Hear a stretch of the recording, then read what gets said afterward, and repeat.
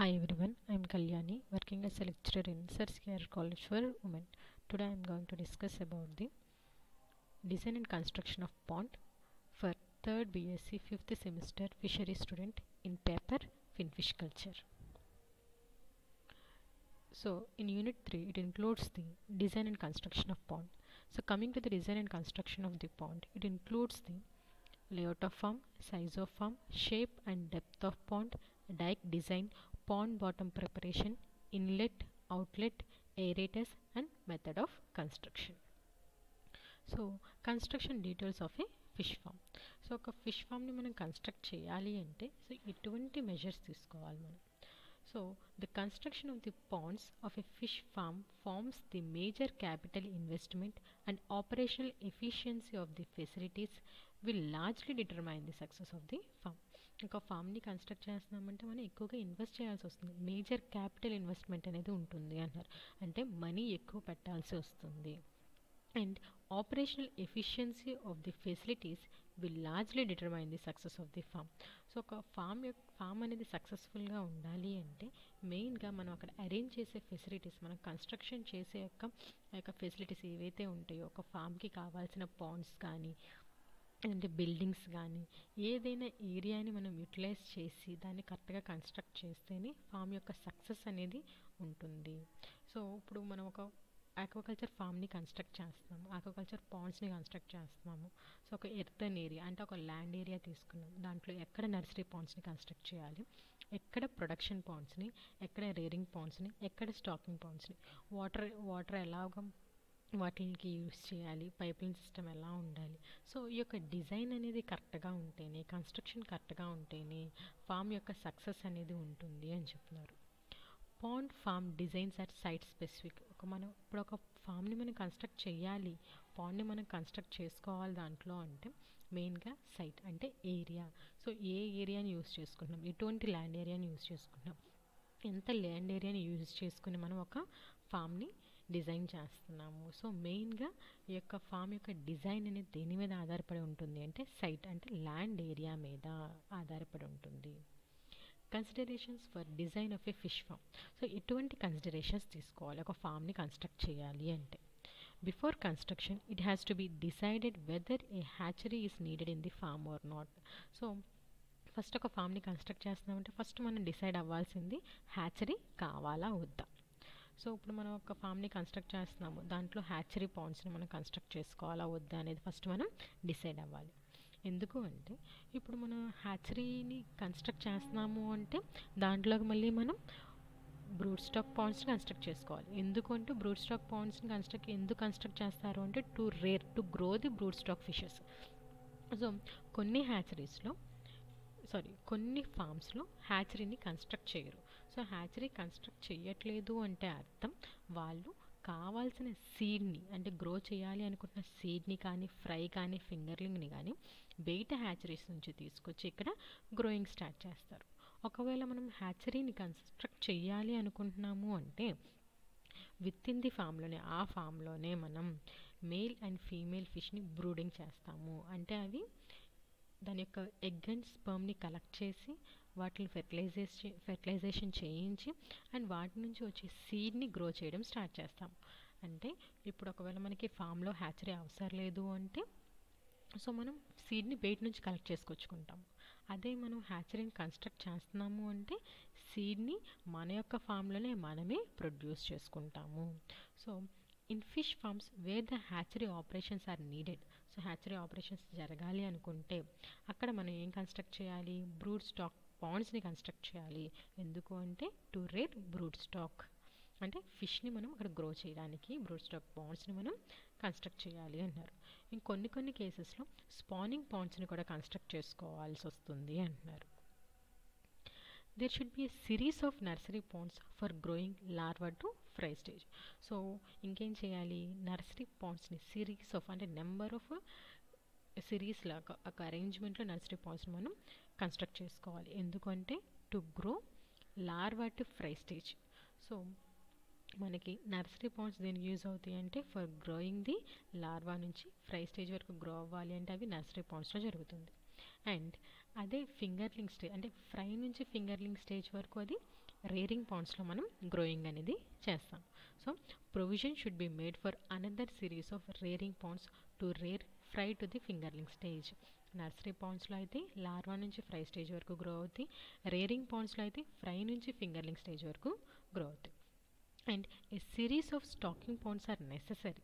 So stocking ponds ఎందుకు necessary అంటే, so series of stocking ponds are necessary అన్నారు. ఎందుకు అంటే, సో ఏదైతే అడల్ట్ ఫిష్ అనేది మార్కెటబుల్ సైజ్కి గ్రో అయిందో వాటిని మనం స్టాకింగ్ చేసుకోవాలి, వాటిని ఒక చోట ఉంచుకోవాలి. కాబట్టి స్టాకింగ్ పాండ్స్ని మనం కన్స్ట్రక్ట్ చేసుకోవాలి.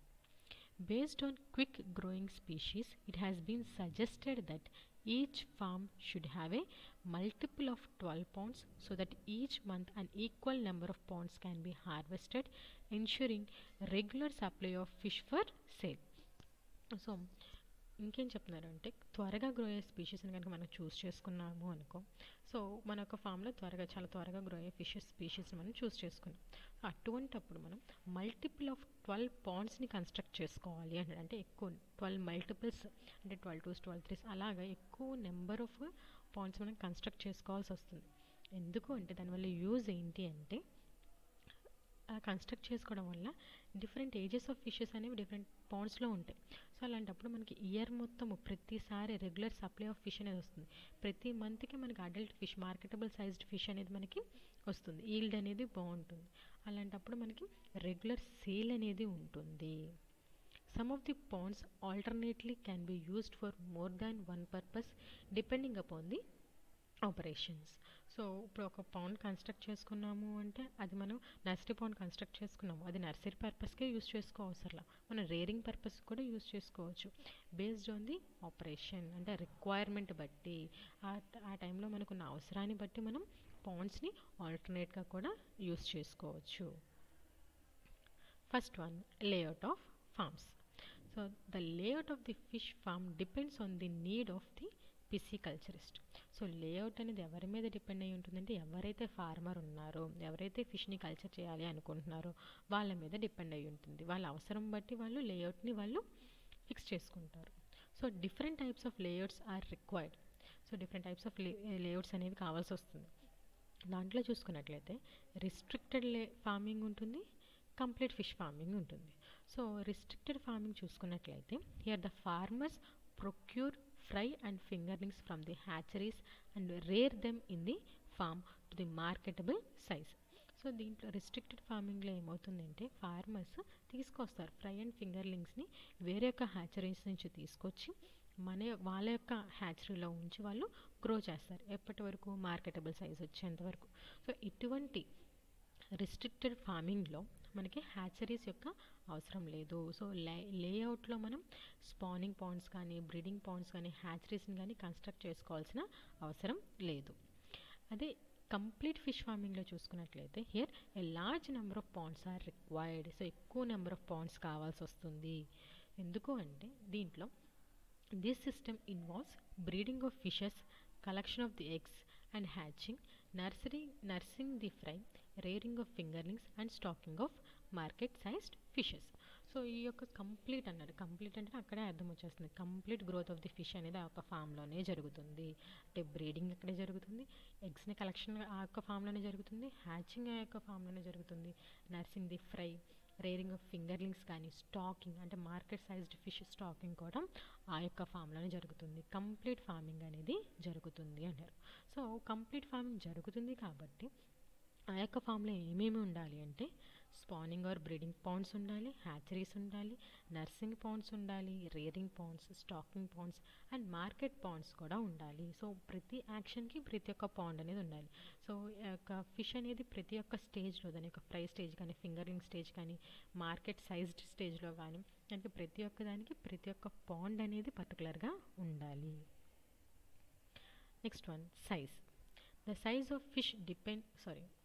size of fish ponds depends on quantity of available water, land area, technology to be followed. Example, extensive, semi-intensive or intensive farming, access to markets, manpower and equipments. So ఇప్పుడు మన ఒక form యొక్క size అనేది దేని మీద depend అయి ఉంటుంది అంటే ఎంత వాటర్ కావాలి మనకి, సో ఎంత వాటర్ అవైలబుల్గా ఉంది, ఎంత ల్యాండ్ ఏరియా ఉంది, ఎటువంటి టెక్నాలజీ ఫాలో అవుదాం అనుకుంటున్నాం. లార్జ్ ఏరియాని తీసుకుందాం అనుకుంటున్నామా, స్మాల్ ఏరియాని తీసుకుందాం అనుకుంటున్నామా, లార్జ్ సిస్టమ్ని మనం పెట్టుకుందాం కల్చర్ చేద్దాము అనుకుంటున్నామా, స్మాల్ కల్చర్ సిస్టమ్స్ని యూస్ చేద్దాము అనుకుంటున్నామా, మార్కెట్కి మనం ఎంత ప్రొవైడ్ చేయగలం, ఎంత మ్యాన్ పవర్ మనకు ఉన్నారు, ఎక్విప్మెంట్స్ ఎంత ఉన్నాయి మనకి, సో వీటన్నిటి మీద సైజ్ అనేది డిపెండ్ అయి ఉంటుంది.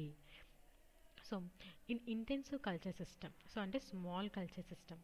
సో ఇంటెన్సివ్ కల్చర్ సిస్టంలో స్మాల్ పాండ్స్ని కన్స్ట్రక్ట్ చేసుకుంటాం. ఎంత ఏరియాలో, 1 నుంచి 5 హెక్టార్ ఏరియాలో కన్స్ట్రక్ట్ చేసుకుంటాము అని చెప్పి. అదే ఎక్స్టెన్సివ్ అంటే లార్జ్ ఏరియాని తీసుకున్నట్లయితే దాంట్లో అయితే 3 నుంచి 10 హెక్టార్స్ ఆఫ్ ల్యాండ్ ఏరియాని మాత్రమే మనం చూస్ చేసుకుంటాము. Smaller ponds are convenient to operate, whereas larger ponds take longer time to be filled and drained under a given set of conditions. Smaller ponds ఉన్నాయి అనుకోండి, అవి ఈజీగా మనం చాలా కన్వీనియంట్గా ఉంటాయి, వాటిని ఈజీగా ఫిల్ చేసుకోవచ్చు, ఈజీగా డ్రైన్ చేసుకోవచ్చు compared to the larger ponds అని చెప్తున్నారు. Coming to the sizes, here the ఎక్కువగా జనరల్గా సజెస్ట్ చేసే సైజెస్ ఏంటి అంటే, నర్సరీ పాండ్స్లో అయితే 0.05 నుంచి 2 హెక్టార్ ఏరియాని యూస్ చేసుకుంటారు. అదే స్టాకింగ్ పాండ్స్ అయితే 0.25 నుంచి 10.00 హెక్టార్ ఏరియాని యూస్ చేసుకుంటారు. అండ్ స్పానింగ్ పాండ్స్కి అయితే 0.01 హెక్టార్ ఏరియాని యూస్ చేసుకుంటారు. ఇదంతా జనరల్గా ఎక్కువగా సజెస్ట్ చేసే పాండ్ యొక్క మెజర్మెంట్స్, సైజ్ మెజర్మెంట్స్ ఇవి.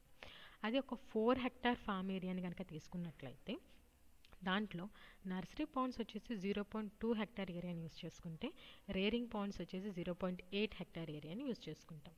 అదే స్టాకింగ్కి చూసుకున్నట్లయితే 3 హెక్టార్ ఏరియాని యూస్ చేసుకోవాల్సి వస్తుంది. Coming to the shape, in fresh water fish forms rectangular ponds are the most preferred as they facilitate operating the nets and maintaining a regular slope of the pond bottom.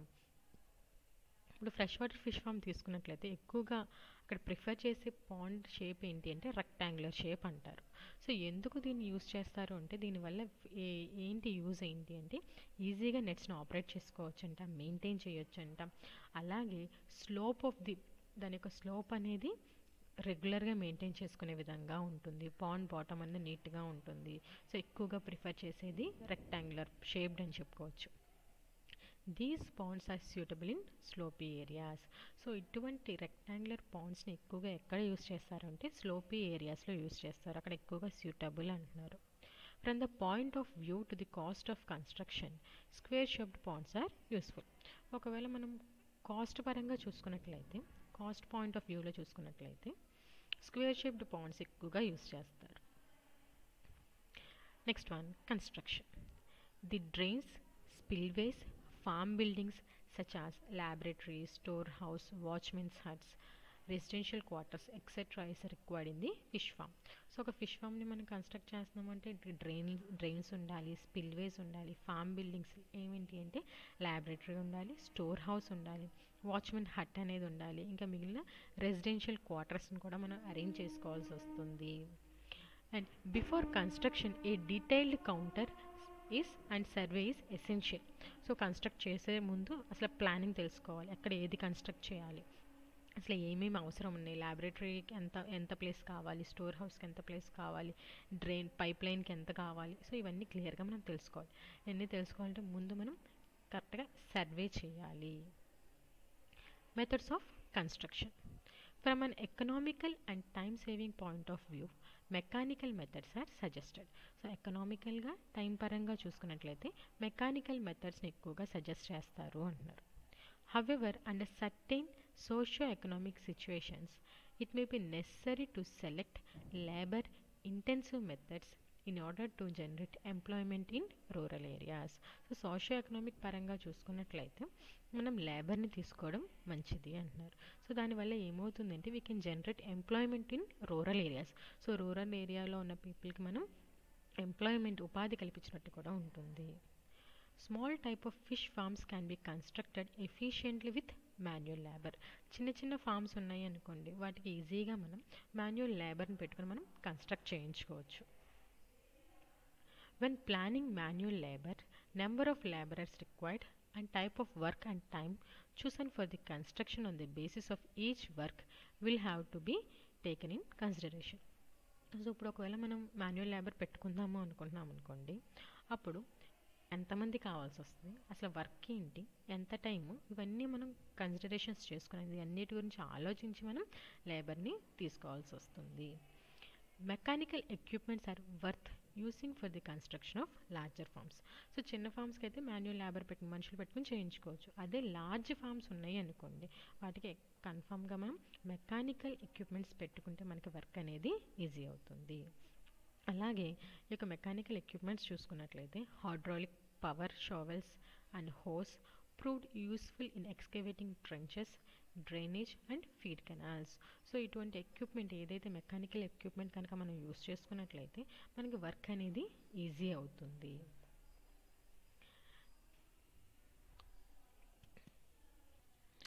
Next one, lining of pond bottom. It is the most essential so as to reduce seepage and increase the water holding capacity. So మెయిన్గా మనం పాండ్ని construct చేసుకున్న తర్వాత కింద pond bottom కరెక్ట్గా lining చేసుకోవాలి. So దానివల్ల use ఏంటి అంటే రెడ్యూస్ సీపేజ్ అంటే వాటర్ లీక్ అవ్వకుండా ప్రొటెక్ట్ చేస్తుంది. అలాగే వాటర్ని హోల్డ్ చేసే కెపాసిటీ ఉన్న లైనింగ్ని మనం యూజ్ చేసుకోవాలి. సో దీనికి కావాల్సిన లైనింగ్ మెటీరియల్స్ ఎక్కువగా యూజ్ చేసేవి ఏంటి? Concrete lining, soil cement lining, polyethylene film lining, brick or cement tile లైనింగ్ని యూజ్ చేస్తారు అని చెప్తున్నారు. Coming to the construction material. So ఎటువంటి మెటీరియల్ని మనం యూజ్ చేసుకోవచ్చు? So it is the choice of the construction material is another factor in constructing a farm. But uniform standards of materials cannot be laid down as their cost and availability vary greatly from place to place. So మనం construct చేసేటప్పుడు మనం చూస్ చేసుకునే material అనేది ఒక్కొక్క ప్లేస్కి ఒక్కొక్కలా ఉండాలి. Laboratory దగ్గర ఒక మెటీరియల్ మనం లైనింగ్ వేసుకుంటే పాండ్లో ఒక టైప్ ఆఫ్ లైనింగ్ వేసుకోవాలి. సో అలాగా ప్రతి ఒక్క చోట ఒకే టైప్ ఆఫ్ మెటీరియల్ కాకోకుండా ఒక్కొక్క చోట ఒక్కొక్క అవసరం బట్టి ఆ పాండ్ బట్టి మనం లైనింగ్ వేసుకోవచ్చు అని చెప్తున్నారు. So not only pond, building కన్స్ట్రక్షన్కి ఒక మెటీరియల్ యూస్ చేసుకోవచ్చు, పాండ్ కన్స్ట్రక్షన్కి ఒక మెటీరియల్ యూస్ చేసుకోవచ్చు. సో ప్లేస్ టు ప్లేస్ మన యొక్క మెటీరియల్ కన్స్ట్రక్టింగ్ మెటీరియల్ని మనం చేంజ్ చేసుకోవచ్చు. సో దానివల్ల మనకి కాస్ట్ కూడా కొంచెం వ్యారీ అవుతుంది. Next one, dike or bund. It is the most important part of a pond and should be constructed with great care. So dike అన్నా బంద్ అన్నా గట్టు అని అర్థం. సో దీన్ని మనం కన్స్ట్రక్ట్ చేసుకున్నప్పుడు చాలా కేర్గా కన్స్ట్రక్ట్ చేసుకోవాలి. ఎందుకంటే it is the most important part of the pond అంటారు. సో గట్టు కరెక్ట్గా లేదనుకోండి వాటర్ని హోల్డ్ చేసే కెపాసిటీ అనేది ఉండదు. సో అప్పుడు మనం ఎంత వాటర్ పోసిన వాటర్ అనేది బయటికి పోతూ ఉంటాయి. సో మనం పాండ్ని కన్స్ట్రక్ట్ చేస్తున్నప్పుడు దాని చుట్టూరు ఉండే గట్ అనేది డైక్ ఆర్ బంద్ అనేది చాలా స్ట్రాంగ్గా ఉండాలి. It has to hold water at a definite level and also to serve as a causeway to approach the desired spots of the farm. So ఎందుకు దీన్ని చాలా స్ట్రాంగ్గా కన్స్ట్రక్ట్ చేయాలి అని చెప్తున్నారు అంటే వాటర్ని హోల్డ్ చేయాలి. సో ఒక డెఫినెట్ లెవెల్ వరకు వాటర్ని హోల్డ్ చేసే కెపాసిటీ అనేది ఒక డైక్ ఆర్ బంద్కి ఉండాలి అన్నారు. అలాగే ఈ యొక్క గట్టు దేనికి వాడతారు ఎక్కువగా? నడవడానికి. సో ఒక ఎర్తర్న్ పాండ్స్, ఒక ఆక్వాకల్చర్ పాండ్స్ని మనం ఎర్తర్న్ రీజియన్లో మనం చేసుకుంటున్నాము అంటే, సో మట్టి నేలలో మనం పాండ్ని కన్స్ట్రక్ట్ చేస్తున్నాము అంటే అక్కడ మనం కన్స్ట్రక్ట్ చేసుకునే గట్టు అనేది చాలా స్ట్రాంగ్గా ఉండాలి అని చెప్తున్నారు. అది వాటర్ని ఒక లెవెల్ వరకు దాన్ని హోల్డ్ చేసే కెపాసిటీ అనేది ఒక గట్టుకు ఉండాలి. అలాగే నడిచినా సరే, మన పాండ్ చుట్టూరు నడిచినా సరే అది పడిపోకుండా చాలా స్ట్రాంగ్గా ఉండాలి అని చెప్తున్నారు. And dike Bunds are the protecting structures of fish ponds and are essential for both drainable and undrainable ponds. So ఇక బండ్స్ అనేవి ఇంకా దేనికి యూజ్ అవుతాయి అంటే ఫిష్ పాండ్స్ని ప్రొటెక్ట్ చేయడానికి అని చెప్తున్నారు.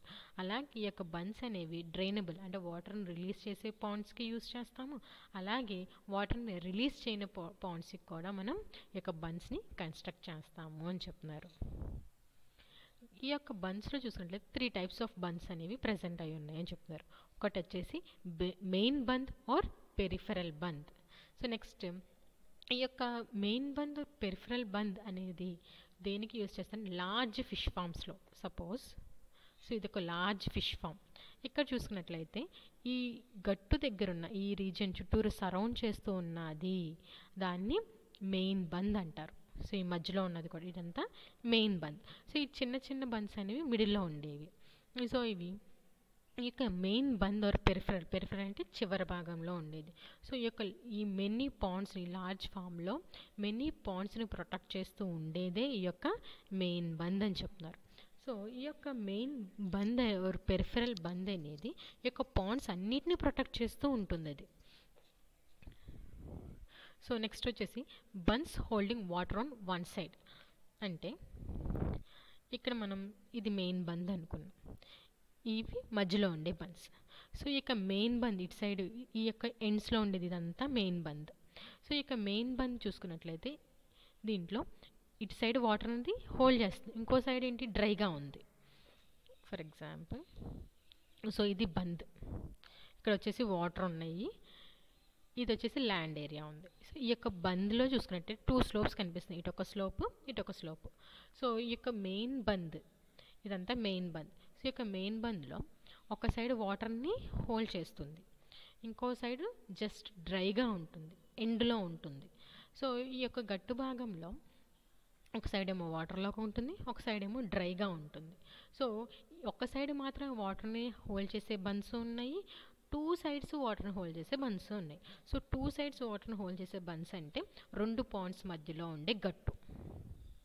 సో ఈ గట్టు వచ్చేసి 2 సైడ్స్ వాటర్ని హోల్డ్ చేస్తుంది. సో ఇటు సైడ్ 2 పాండ్స్ని డివైడ్ చేస్తుంది. 2 పాండ్స్ మధ్యలో ఉండేదాన్ని ఇది 2 సైడ్స్ బంద్ అని చెప్పుకోవచ్చు.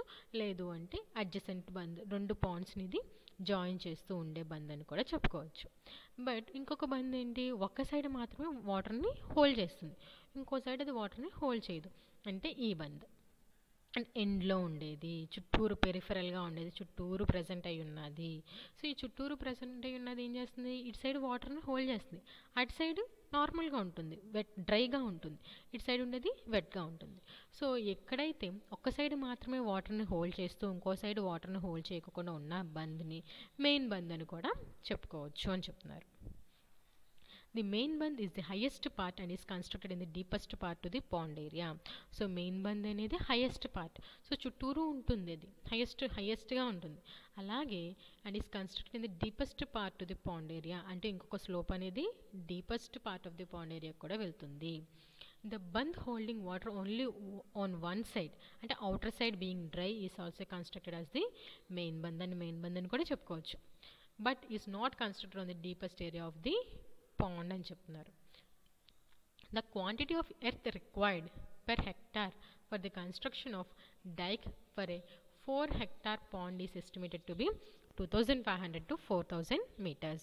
సో ఇప్పుడు మనం ఒక ఎర్త్ రీజియన్లో మనం ఒక మట్టి నేల మీద మనం పాండ్ని కన్స్ట్రక్ట్ చేయాలి అనుకుంటున్నాం అనుకోండి.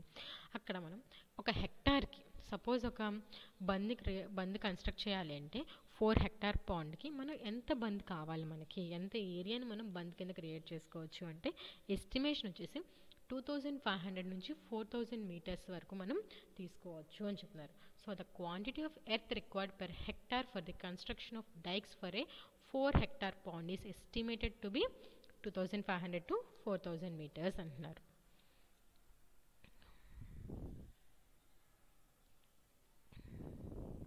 The soil to be used for dike or bund construction should be free from organic matter.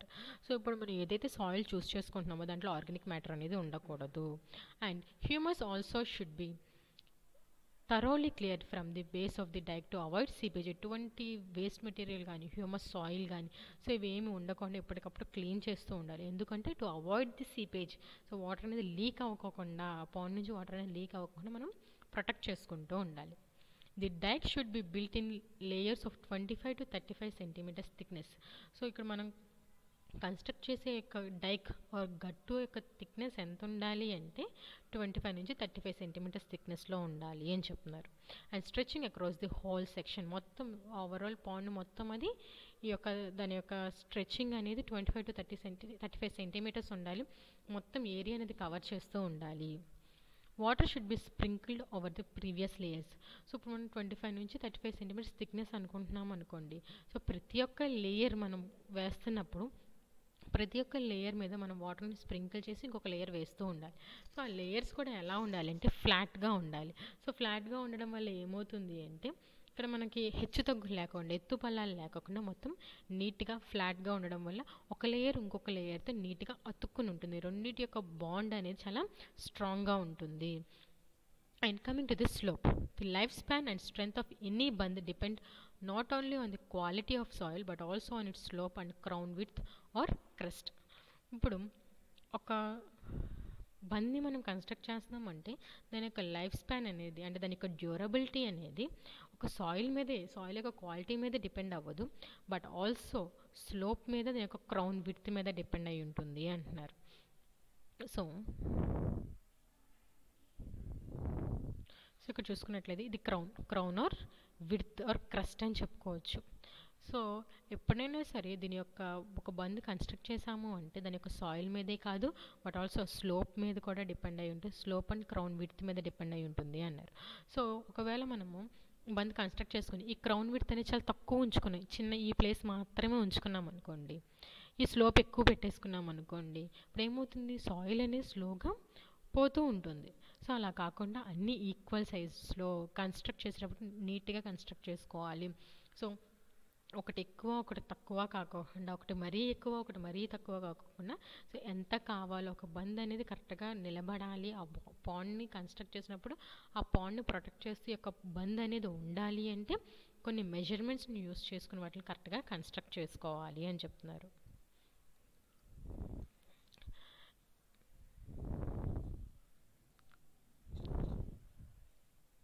The slope may be defined as the ratio of horizontal increase in the base of band from the point of perpendicular to the top edge of the band to the edge of the base of band on the same side per unit length. So ante ఇప్పుడు suppose మనము బంద్ construct చేద్దాము అనుకుంటున్నాం, దానికి slope పెట్టాలి అనుకున్నాం. స్లోప్ని ఎలా construct చేయాలి అంటే ఇప్పుడు ఒక బంద్ యొక్క హైట్ అనేది 1 మీటర్ తీసుకున్నాం అనుకోండి, దానికి బేసల్ విడ్త్ అనేది ఒక సైడ్ వచ్చేసి 1.5 మీటర్స్ తీసుకోవాలి, స్లోప్ వచ్చేసి 1:1.5 తీసుకోవాలి. సో ఇలా చేయడం వల్ల ఇక స్లోప్ అనేది కరెక్ట్గా ఉంటుందంట. సో ఫర్ ఎగ్జాంపుల్ మనం బంద్ని తీసుకున్నట్లయితే సో దీంట్లో మనం చూస్ చేసుకునేది ఎలా ఉండాలి అంటే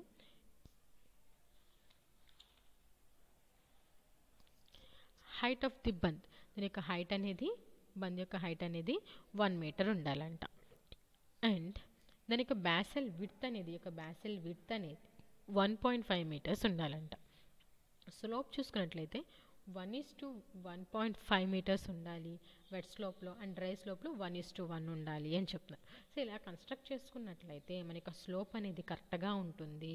సో ఇక బంద్ కూడా కన్స్ట్రక్షన్ అనేది కరెక్ట్గా జరుగుతుంది, దానికి డ్యూరబిలిటీ అనేది ఎక్కువ కాలం ఉంటుంది.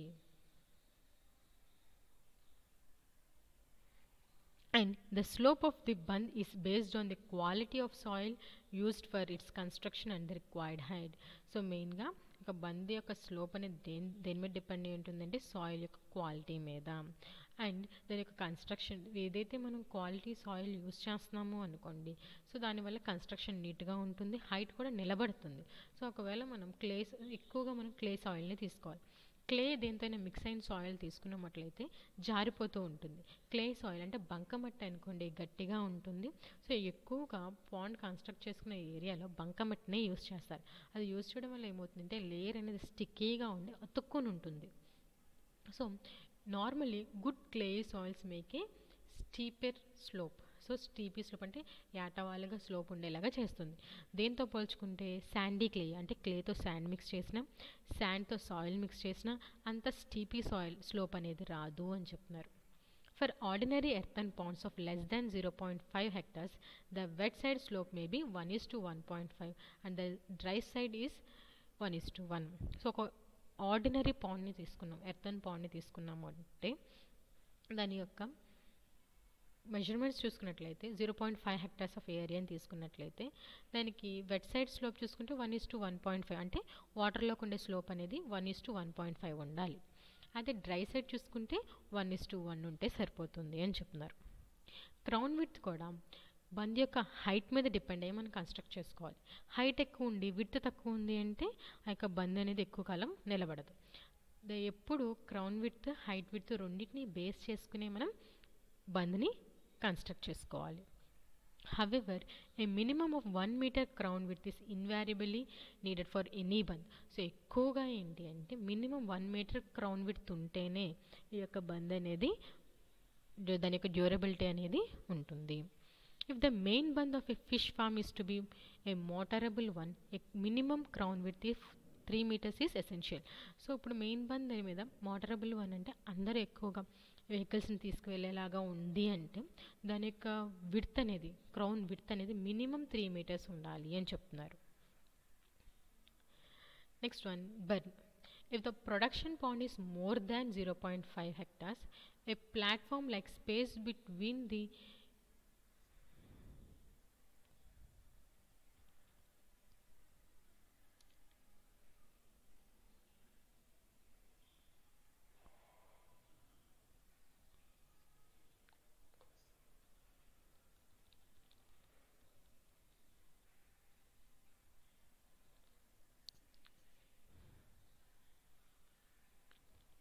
Next one, berm. If the production pond is more than 0.5 hectares, a platform-like space between bund and watery area known as berm or bench line should be made available. So suppose ఇప్పుడు మనం 0.5 hectares area కంటే ఎక్కువ pond మనం construct చేస్తున్నాము అనుకున్నాం అనుకోండి. So దాంట్లో platform అంటే బంద్కి వాటర్ ఏరియాకి సో మధ్యలో ఒక ప్లాట్ఫామ్ని మనం కన్స్ట్రక్ట్ చేసుకోవాలి అంట. దాన్ని బెర్మ్ ఆర్ బెంచ్ లైన్ అంటారు అని చెప్తున్నారు. సో ఇక బెర్మ్ ఆర్ బెంచ్ లైన్ యొక్క విడ్త్ చూసుకున్నట్లయితే 0.5 నుంచి 1.0 మీటర్స్ ఉండాలి అని చెప్తున్నారు. అది కూడా దేని మీద డిపెండ్ అయ్యి అంట, పాండ్ యొక్క సైజ్ మీద డిపెండ్ అయ్యి అలాగే బంద్ మీద డిపెండ్ అయ్యి ఉంటుంది అని చెప్తున్నారు. సో ఇక్కడ చూసుకున్నట్లయితే ఇది బెర్మ్. సో ఇది బంద్, ఇది వెట్ స్లోప్, ఇది డ్రై స్లోప్, ఇది బెర్మ్ అంటే ఇది వాటర్ ఏరియా. సో వాటర్ ఏరియాకి స్లోపీ ఏరియా అంటే బంద్కి మధ్యలో ఉండే ఈ యొక్క ఫ్లాటీ సర్ఫేస్ని బెర్మ్ అంటారు అని చెప్తున్నారు. సో ఈ యొక్క బెర్మ్ దేనికి యూజ్ అవుతుంది అని చెప్తుంటే చూసుకున్నట్లయితే అది వాకబుల్ స్పేస్ అంటే ఫిషర్మెన్ నడవడానికి యూజ్ అవుతుంది అది. And also protects the bund from direct contact with water.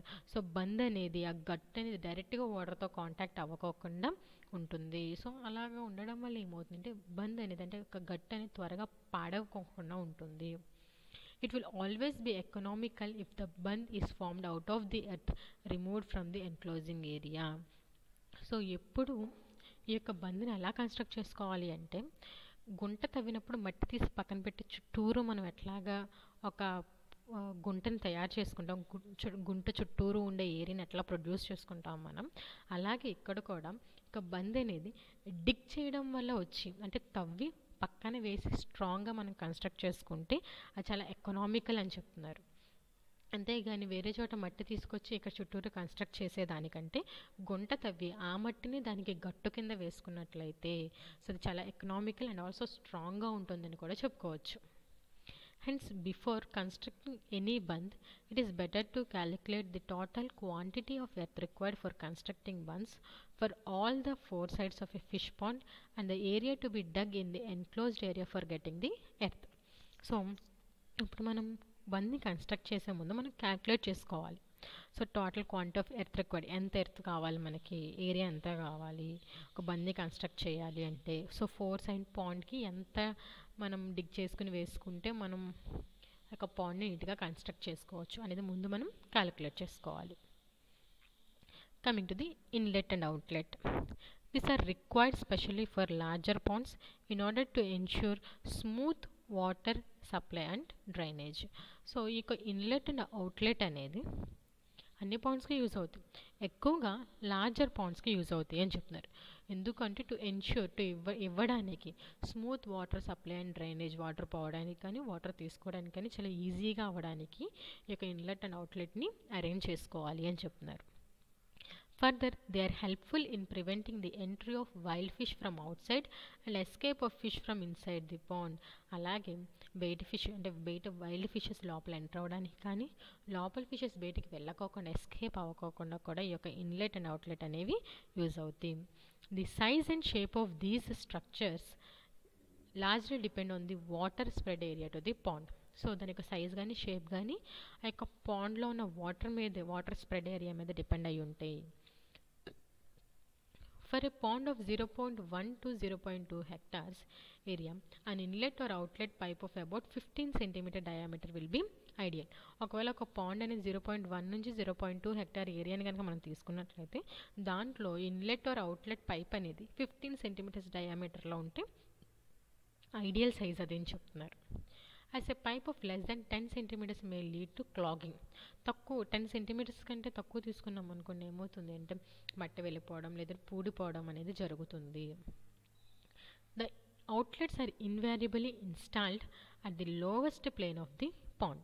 So outlets అనేవి లోవెస్ట్ ప్లేన్ అంటే పాండ్ యొక్క ఎండ్ పార్ట్లో ఉంటుంది. అది కూడా ఏటవాలుగా ఉన్న రీజియన్లో అవుట్లెట్ని మనం పెట్టుకోవాలి, ఎందుకంటే ఈజీగా వాటర్ ఫ్లో అయి బయటికి పోవాలి కాబట్టి.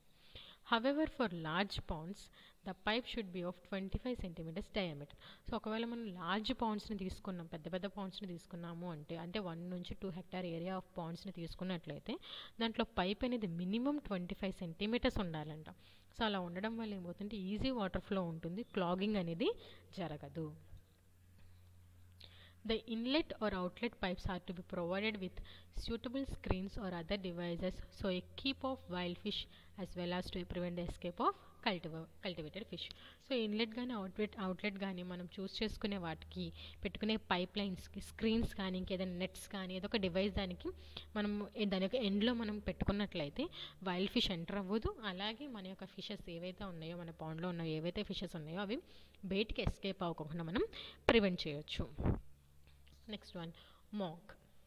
So for large fish ponds it should be, for that means 2 to 4 hectare area ఉన్న పాండ్స్లో అయితే మాంక్స్ మనం కన్ఫామ్గా కన్స్ట్రక్ట్ చేసుకోవాలి, అంటే అవుట్లెట్స్ని మనం కన్స్ట్రక్ట్ చేసుకోవాలి అని చెప్తున్నారు. A simple inlet constructed using concrete and bricks along feeder canal has invariably 3 pair of grooves for fixing metal screen, bamboo screen and control board.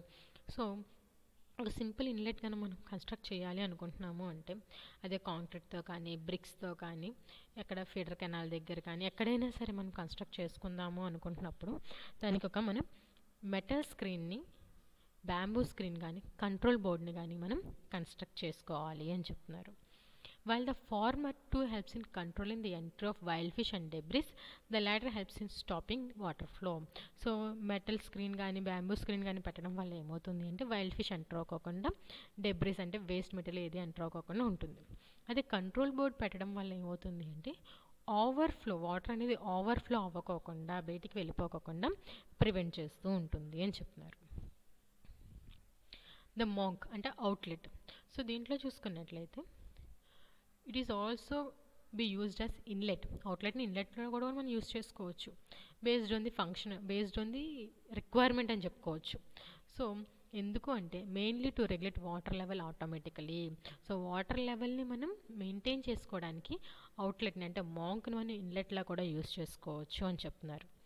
The overflowing water may be discharge from it's surface as well as from the bottom. ఎక్కువ water ఎక్కువైపోయినాయి అనుకోండి అవి బయట నుంచి అయినా వెళ్ళిపోవచ్చు, surface నుంచి బయటికి వెళ్ళిపోవచ్చు, అంటే గట్టును దాటుకుని బయటికి వెళ్ళిపోవచ్చు, లేదంటే బాటమ్ అవుట్లెట్ నుంచి అయినా సరే అవి బయటకు వచ్చేయచ్చు. The monk has 2 components, viz a vertical tower and horizontal culvert or pipe. So monk అంటే అవుట్లెట్లో చూసుకున్నట్లయితే దానికి 2 components ఉంటాయి అని చెప్తున్నారు. ఒకటి వచ్చేసి వెర్టికల్ టవర్ అంటున్నారు, ఇంకోటి వచ్చేసి హారిజాంటల్ కల్వర్ట్ ఆర్ పైప్ అంటున్నారు. సో ఈ యొక్క మాంక్ని మనం కన్స్ట్రక్ట్ చేసుకున్నప్పుడు దానికి వెర్టికల్ టవర్ ఉండేలాగా అలాగే హారిజాంటల్ కల్వర్ట్ ఆర్ పైప్ ఉండేలాగా మనం చూస్ చేసుకుని కన్స్ట్రక్ట్ చేసుకోవాలి. The height of the tower depends on the highest allowable water level. So the యొక్క టవర్ యొక్క హైట్ అనేది దేని మీద డిపెండ్ అవుతుంది అంటే వాటర్ లెవెల్ మనం ఎంత తీసుకుంటున్నామో దాని మీద డిపెండ్ అయి ఉంటుంది. For ponds of 3 to 4 hectare a monk should have 30 centimeters wide opening in front of tower. So ఒకవేళ మనం 3 to 4 హెక్టార్ ఏరియాని తీసుకున్నట్లయితే ఏ మాంక్ ఆర్ అవుట్లెట్ అనేది 30 సెంటీమీటర్స్ వైడ్ ఉండాలి అని చెప్తున్నారు. సో ఎందుకంటే టవర్కి ముందు ఓపెన్ అవ్వాలి కాబట్టి. However, for large ponds of 4 to 5 hectare, the monk should possess an opening of 40 centimeters.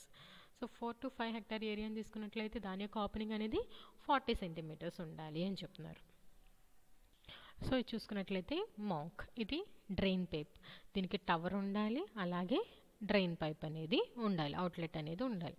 So ఈ యొక్క మాంక్లో చూసుకున్నట్లయితే వీ షుడ్ కన్స్ట్రక్ట్ స్క్రీనింగ్. ఇక్కడ చూడండి స్క్రీన్, అది బ్యాంబూ స్టిక్స్తో అవ్వచ్చు, నెట్స్ అవ్వచ్చు, ఏమైనా సరే అవ్వచ్చు. సో దానికి కాంక్రీట్ బేస్ అనేది ఉండాలి అని చెప్తున్నారు. ఇది వెర్టికల్ టవర్ అయితే ఇది horizontal culvert or pipeline అని చెప్పుకోవచ్చు. సో ఇది ఉండడం వల్ల ఏమవుతుంది అంటే ఫిషెస్, ఈ మెష్ ఉండడం వల్ల ఏమవుతుంది అంటే ఫిషెస్ అనేవి బయటికి వెళ్ళకోకుండా, బయటి ఫిషెస్ అనేవి లోపలికి రాకోకుండా మనం ప్రొటెక్ట్ చేయొచ్చు అని చెప్తున్నారు.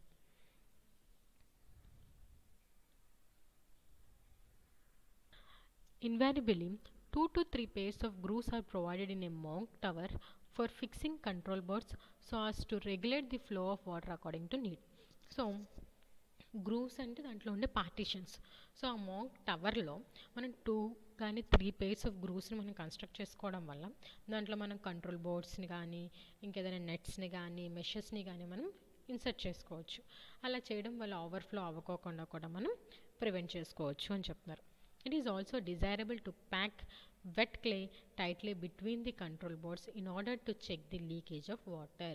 సో మనం ఈ యొక్క టవర్లో మనం వెట్ క్లేని ప్యాక్ చేసి పెట్టినట్లయితే 2 కంట్రోల్ బోర్డ్స్ దగ్గర వాటర్ లీకేజ్ అనేది అవ్వకోకుండా ఉంటుంది అని చెప్తున్నారు.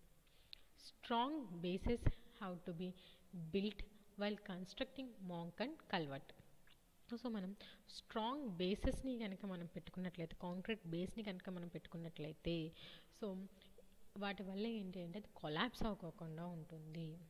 When the monk is constructed on film soil, a 30 centimeters deep base may be provided under the tower and a 15 centimeters deep one under the culvert.